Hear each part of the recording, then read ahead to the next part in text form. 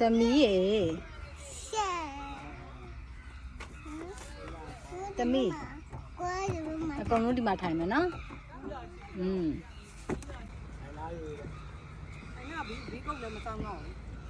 သမီး post ပေးလိုက်လေ post ပေးလိုက်ရောလေ ဓာတ်ပုံရိုက်မယ်သမီးရေ ရိုက်မယ်လက်ကလေး သမီးဓာတ်ပုံရိုက်မယ်လက်တစ်ချောင်းထောင်လာကြည့်ဓာတ်ပုံရိုက်မယ်ဆိုလက်တစ်ချောင်းထောင်သမီးဒီလိုထောင်လိုက် တက်ထားအပေါ်ထောင်းလိုက်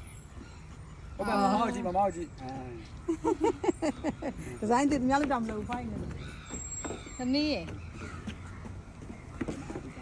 ကားလာတယ် တိုက်ကြည့် သမီးရေလား